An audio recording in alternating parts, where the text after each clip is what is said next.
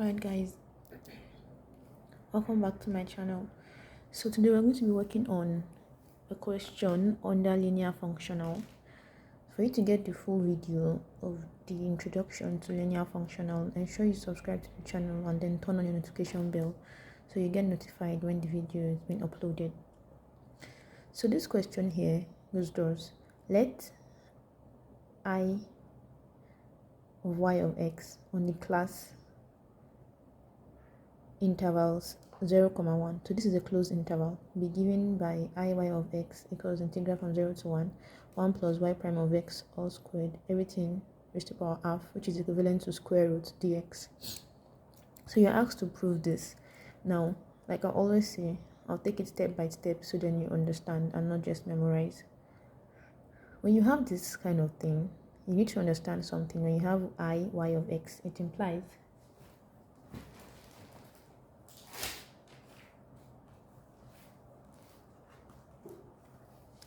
that I have a function y of x. This is a function. Then I now have another function. This is another function because it is taking a function. But this function is taking another function as its parameter. This I of y of x, this y of x initially is called a function.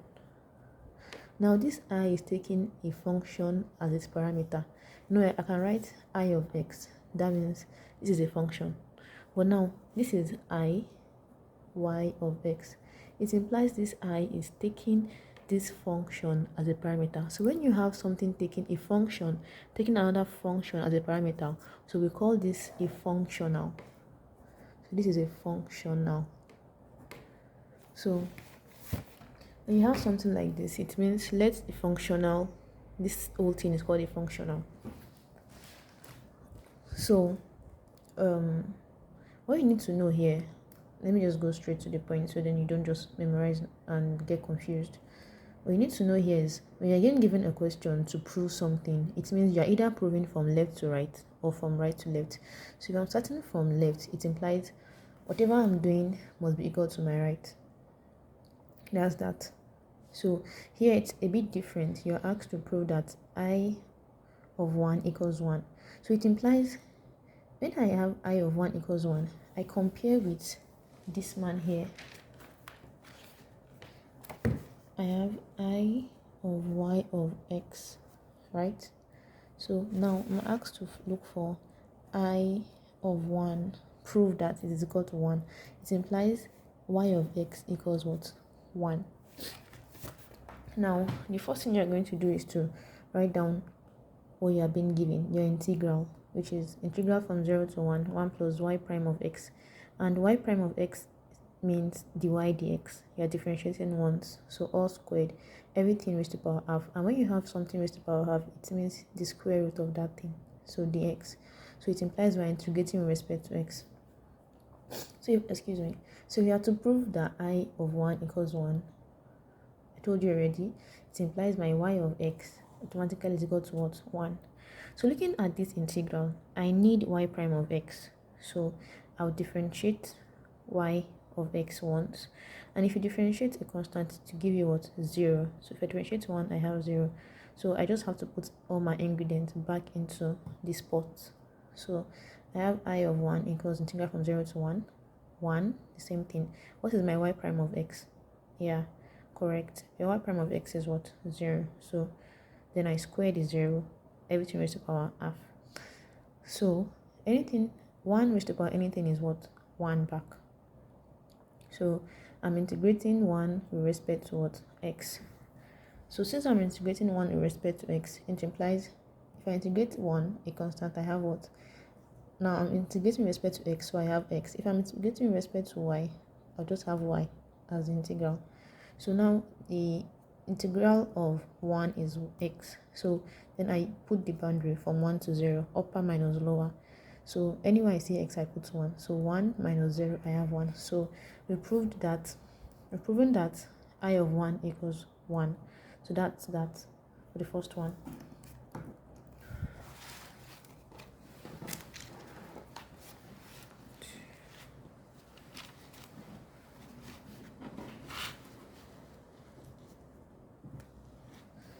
So for the second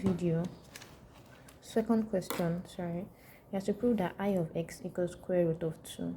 And don't forget, I said since you have I y of x, you have I y of x, it implies I of x means y of x equals x.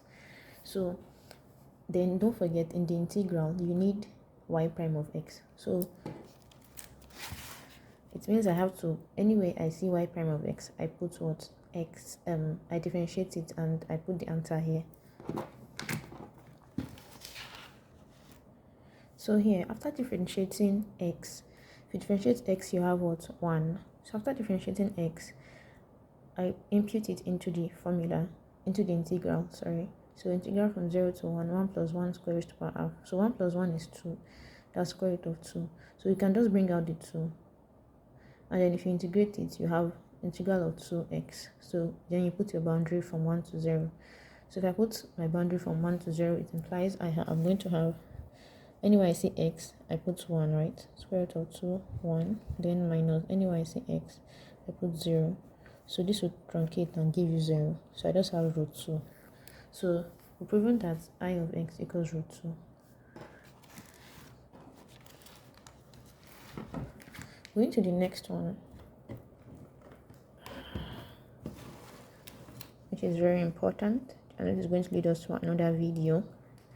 You're asked to prove that I of x squared equals root 5 over 2 plus 1 over 4 hyperbolic sine inverse of 2. So to get the full video of, like the full solution of this video, you really need to probably try subscribing, or because I'm going to be sending a full solution of integrating, or the integral of 1 plus 4x squared dx in form of hyperbolic form. Excuse me. So let's just take this slowly first. So it implies that your y of x is x squared. If I differentiate y prime of x, what will I have?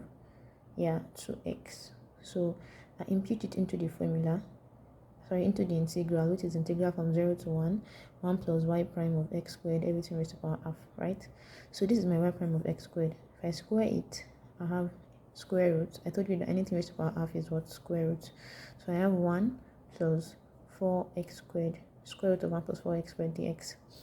So if you integrate this, which I'm going to be making the video, and then I'll upload it here soon. After integrating this is what you're going to get exactly. 1 over 4 sine hyperbolic sine inverse of 2x plus 1 over 2x square root of 4x squared plus 1.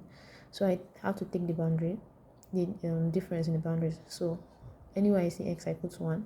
Anywhere I see x, I put 0. So here, if I put 1, anywhere I see x, I have 1 over 4 hyperbolic sine inverse of 2 into bracket 1, 1 over 2 into bracket 1. Then 4 times 1 is 1, 4 plus 1, 5. So we have it as 1 over 2 square root of 5, which is something as square root of 5 over 2. So we've proven that this is equal to this. So for you to get the full integral, the full solution to this integral, I don't know, you might have to subscribe. So I'll drop the video here.